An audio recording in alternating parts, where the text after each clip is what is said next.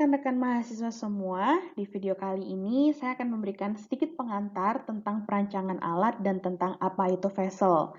Jadi nanti di dalam video saya akan sedikit menjelaskan mengenai kenapa sih kalian harus belajar perancangan alat, apa hubungannya dengan industri, apa hubungannya dengan seorang sarjana terapan teknik kimia, dan apa itu vessel beserta kategorinya. Kita akan langsung ke next slide. Di dalam suatu industri, biasanya terdapat 4 aspek atau 4 bidang yang selalu dibutuhkan. Yang pertama yaitu Research and Development atau disebut dengan R&D, kemudian Design, Manufacturing, dan juga Sales. 4 aspek ini dapat diisi oleh sarjana terapan teknik kimia. Jadi sebagai sarjana terapan teknik kimia diharapkan dapat bekerja dengan data yang kurang atau dengan data yang terbatas, dapat mengambil keputusan yang rasional, dan dapat memanfaatkan berbagai pengalaman yang dimiliki. Dengan 3 modal tadi, seorang sarjana terapan teknik kimia dapat mengambil peran sebagai seorang proses desain atau sebagai seorang equipment design. Nah, berikut ini adalah beberapa kutipan mengenai peluang seorang sarjana teknik kimia dalam bidang pekerjaan.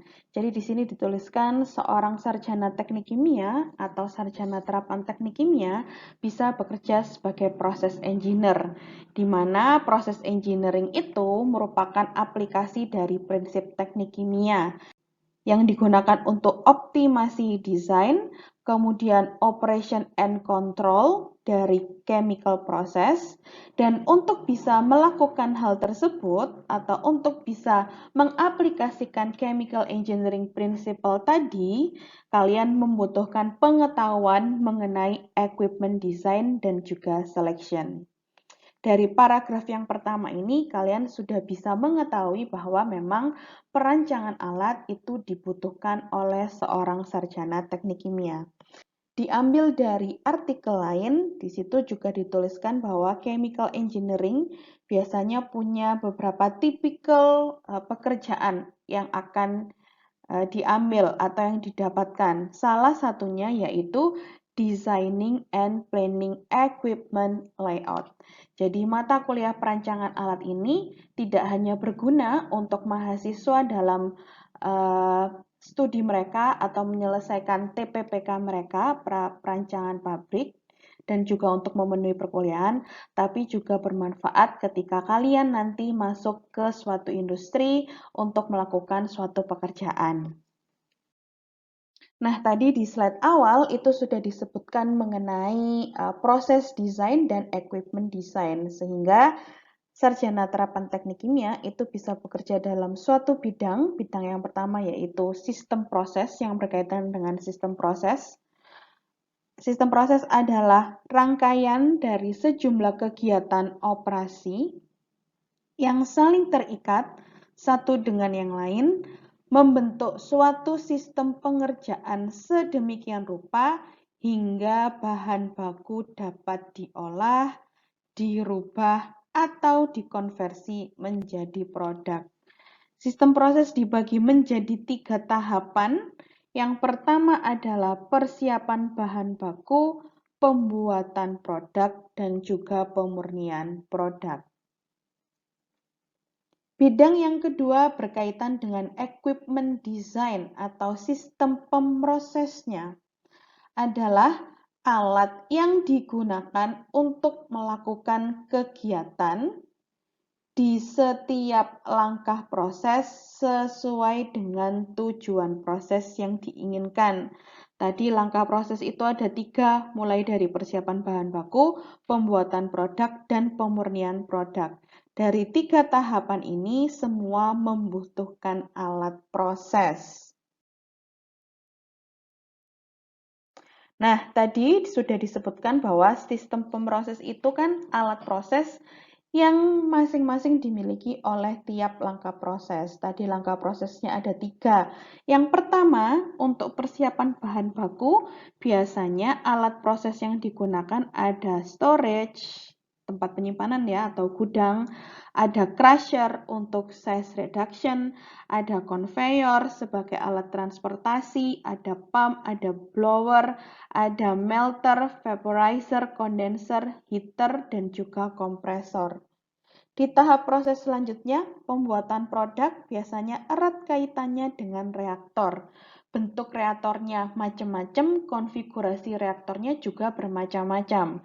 Ada reaktor yang dilengkapi dengan koil atau jaket pendingin, atau ada reaktor yang dilengkapi dengan koil atau jaket pemanas, dan juga reaktor yang dilengkapi dengan motor pengaduk atau ada pengaduknya di dalam reaktor. Tahap yang ketiga adalah pemurnian produk. Di sini biasanya alat pemroses yang digunakan ada dekanter atau centrifuge, ada separator, ada kolom distilasi atau kolom absorpsi, ada ekstraktor, evaporator, dan juga crystallizer. Maka secara umum alat proses atau alat pemroses bisa dibagi menjadi 6 kategori. Yang pertama adalah reaktor, tempat terjadinya reaksi, tempat pembentukan produk, lalu penggerak fluida, ini bisa pompa, bisa kompresor, bisa blower, kemudian pemindah panas, heat exchanger, heater, cooler, DPHE, STHE, dan lain sebagainya.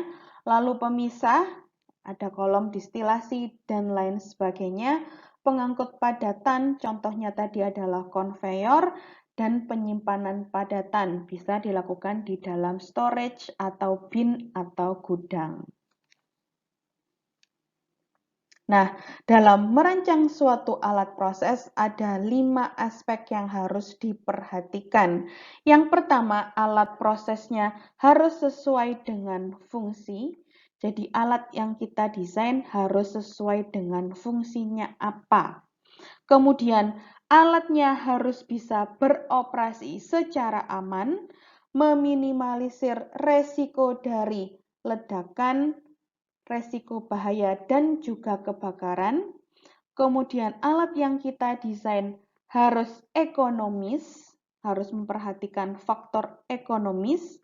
Kemudian alat yang kita desain harus bisa dijaga, di maintenance, dirawat, diperbaiki dengan mudah, dan dengan biaya operasi yang juga rendah. Dan kemudian di aspek yang kelima atau aspek yang terakhir, alat yang kita desain harus memenuhi secara konstruksi dan operasinya. Ini adalah 5 aspek atau kriteria penting dalam mendesain suatu alat atau dalam menggunakan suatu alat. Maka dapat disimpulkan ketika kita mau merancang suatu alat atau kita mau melakukan equipment design, ada 4 hal yang tidak boleh kamu lupakan dalam merancang suatu alat. Yang pertama adalah fungsi dari alat tersebut, kebutuhan kita membuat vessel itu fungsinya untuk apa. Lalu bagaimana prosedur pembuatannya, ini termasuk dengan dimensinya seperti apa, dimensi dari vessel atau alat yang akan kita desain, kemudian bagaimana pertimbangan ekonominya, biaya perawatan, biaya pembuatan, dan lain sebagainya, terutama juga ukuran atau biasa kita sebut dengan kapasitas, dan yang terakhir adalah alat yang kita desain harus punya pencegahan kegagalan servis. Kegagalan servis itu seperti apa saja? Nah, ini mungkin kalian sudah pelajari di praktikum teknologi bahan dan juga korosi. Ada necking, bengkok, lalu bahan atau alatnya terkorosi, kemudian menghindari dari kegagalan servis seperti alat yang patah atau alat yang rusak. Kemudian jika dikaitkan dengan unsur teknik kimia, dalam kita mau merencanakan atau mendesain suatu alat atau melakukan perancangan alat, kita harus memastikan dulu prosesnya. Yang pertama yang harus kita pastikan adalah energy supplies. Apakah dalam proses yang terjadi di suatu peralatan itu membutuhkan panas atau menghasilkan panas. Kemudian fase di dalam prosesnya. Fasenya apakah liquid-liquid, liquid-solid, solid gas, atau liquid gas. Fase dan juga energy supplies itu akan mempengaruhi desain dari alat kita. Yang ketiga yaitu katalis, apakah prosesnya menggunakan katalis atau tidak menggunakan katalis. Maka nanti akan berhubungan dengan misalnya kita menggunakan konfigurasi fixed bed atau fluidized bed. Yang selanjutnya, apakah prosesnya berjalan secara batch, fed batch, dan juga continuous. Jadi di sini ada 4 aspek yang ada hubungannya dengan chemical engineering atau jurusan teknik kimia. Nah, sekarang kita akan masuk ke bagian vessel. Vessel atau biasa kita sebut sebagai bejana itu bisa disebut sebagai sebuah kontainer atau wadah yang digunakan untuk liquid dan juga gas. Contoh dari vessel, di sini ada 3 contoh. 3 contoh ini bisa kalian baca di buku Brownell and Young. Yang pertama adalah autoclave. Autoclave itu termasuk contoh dari vessel. Dia termasuk high pressure vessel, jadi bejana yang punya tekanan tinggi, yang dilengkapi dengan agitasi dan sumber panas. Kemudian yang termasuk vessel, di sini ada kolom destilasi. Sebuah vessel di mana di dalamnya digunakan untuk mengkontakkan vapor dan juga liquid. Dan contoh yang ketiga yaitu heat exchanger. HE itu juga termasuk vessel.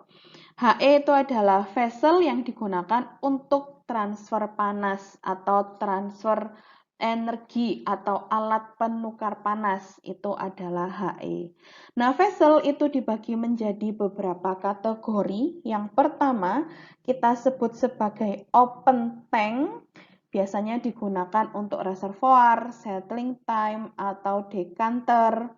Dia lebih murah dibanding vessel yang ditutup atau punya tutup atas atau punya cover atau punya atap. Jadi kalau open tank itu dia nggak punya tutup, sebuah bejana tanpa tutup bagian atas.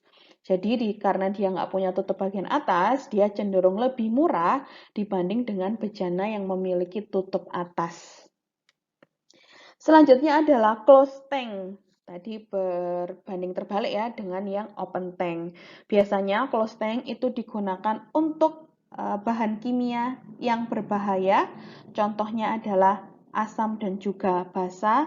Kemudian bisa digunakan untuk fluida yang mudah terbakar atau juga bisa digunakan untuk menyimpan untuk menyimpan fluida dalam fase gas. Selanjutnya, vessel yang ketiga yaitu spherical and modified vessel. Jadi vesselnya berbentuk spherical. Biasanya digunakan untuk tempat penyimpanan dengan volume yang besar, dengan pressure yang tidak terlalu tinggi, dan juga bisa digunakan untuk menyimpan fluida dalam wujud gas. Jenis atau kategori yang keempat yaitu cylindrical vessel with form ends. Oke, jadi di sini vessel bentuknya silinder. Vessel ini memiliki desain yang lebih kuat dibanding vessel yang lain. Kemudian di sini dituliskan bahwa diameternya itu umumnya adalah sekitar 12 feet.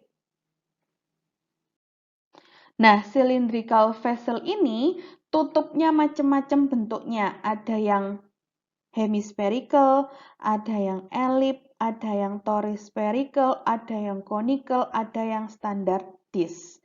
Jadi cylindrical vessel ini adalah bagian tengahnya itu berupa silinder. Nah, tutup atas dan bawahnya itu macam-macam. Bisa yang sudah saya sebutkan tadi, dari hemispherical sampai standar disk. Nah, vessel kategori yang terakhir atau jenis yang terakhir yaitu cylindrical vessel, tapi flat bottom, jadi bawahnya itu rata. And conical atau dome roof. Biasanya cylindrical vessel with flat bottom ini yang paling murah atau yang paling ekonomis dan tekanan yang digunakan adalah tekanan atmosferik, atau jika roofnya berbentuk dome, maka tekanan yang digunakan biasanya 2,5 sampai 15 pound per inch square. Nah, berikut ini beberapa contoh dari berbagai bentuk vessel. Jadi, ini kalau yang bawah ini adalah silinder, cylindrical, flat bottom, kemudian ada yang spherical, kemudian ada yang bawahnya konis, dan berbagai macam bentuk vessel lainnya. Tentunya masing-masing bentuk memiliki fungsi yang berbeda-beda.